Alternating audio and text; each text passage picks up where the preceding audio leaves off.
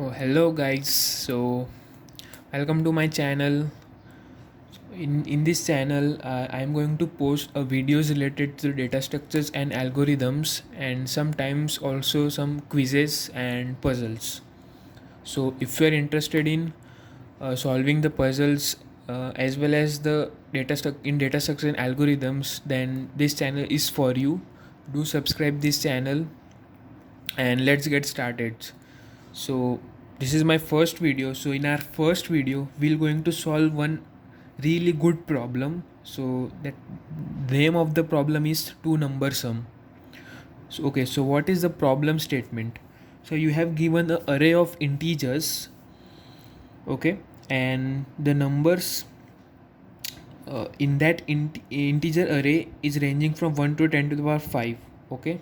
And the problem is you have to find the two numbers. Let's say we denote the two numbers as x and y, okay.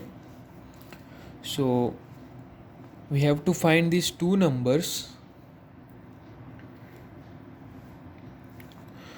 whose sum is equal to our target sum. So our target sum is 11, so we have to find the two numbers whose sum is equal to 11.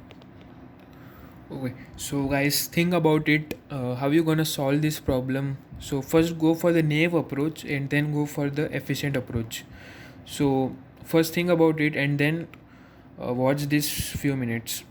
Okay, so the naive approach that uh, everyone would use is that they will use the two for loops and solve this problem. So one outer for loop would point to this point, and the inner for loop would go to the whole array, traverse the remaining array, which is greater than the outer uh, array which is pointing to particular element. So by doing this, you will cost O of n square time. Okay, so this is a huge time we do not want. If our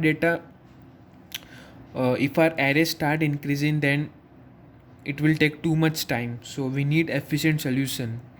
So how we can do this problem efficiently?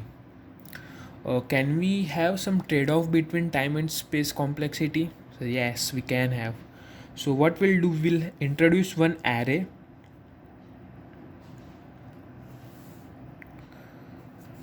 So we'll introduce one array,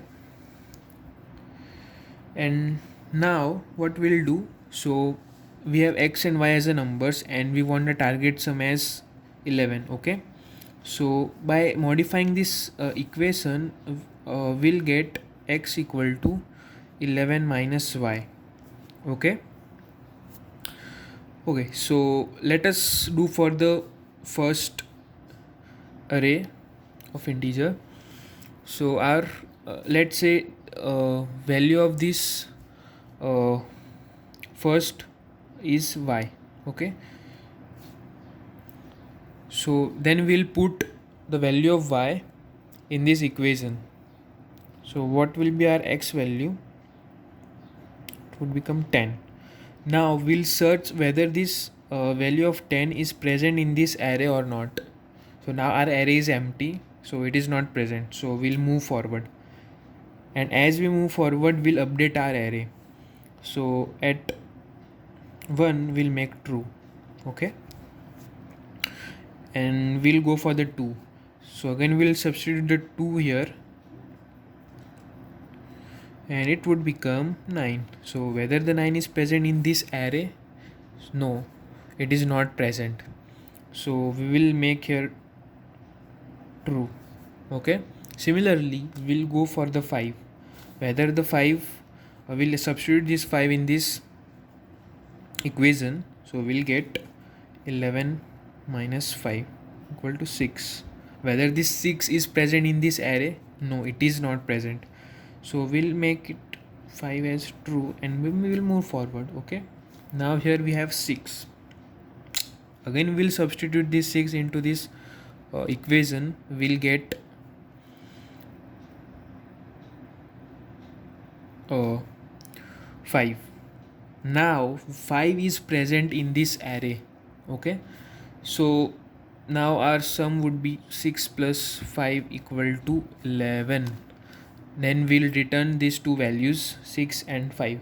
So by doing this you can observe that we have used a array which is of space O of n.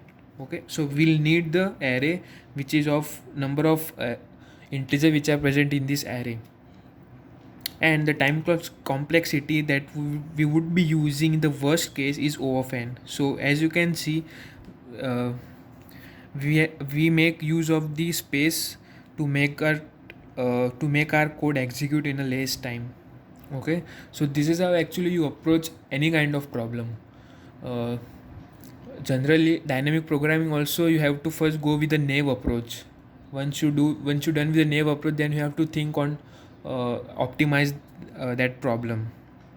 Okay, so now you can easily code this problem. Highly suggest you to code this problem. Definitely you will love to solve this problem.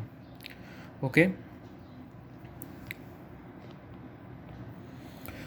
so guys, there is also one another approach uh, that you can follow, which is using the sorting technique. Okay, so what we'll do, we'll sort our array. So if you take any sorting algorithm, efficient sorting algorithm which is present, which takes the time of O of n log n. So why I'm discussing about this approach is because we can also solve this problem without using space complexity. That is, space complexity would be O of 1. With O of 1 space we can also solve this problem with efficient time. Okay, with O of n log n will definitely require, because we need to sort our array. So okay, so yes, we have sorted this array. So this is our sorted array. Okay, now we'll have two pointers, let's say I and j. The I would be pointing to here and j would be pointing to here. Okay, now what we'll do, we'll start adding this ith and jth. So addition of this ith and jth would be 8 minus 2 equal to 7. Okay, now then we'll compare with our target sum, whether is it equal or not. It is not equal. Now, so which pointer we gonna update? Okay, as our target sum is less. Okay, our target sum is less, so we have to increment this ith. Okay, because the decrementing of this j doesn't make sense, because ultimately this decrementing this j is gonna decrease our sum. Are you getting or not? Okay, so if our value is less than our target sum, then we gonna increment I.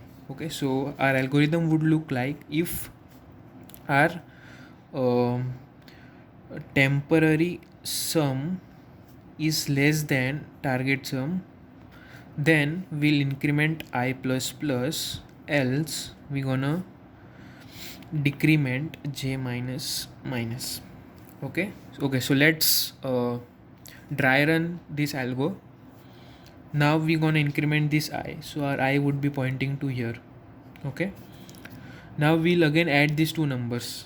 So 8 plus 1 equal to 9. Is it equal to target sum? No, and also it is less than target sum, so we'll increment this ith. Again we'll do whether 8 plus 2 equal to 10. Okay, whether this 10 is equal to target sum? No, it is not.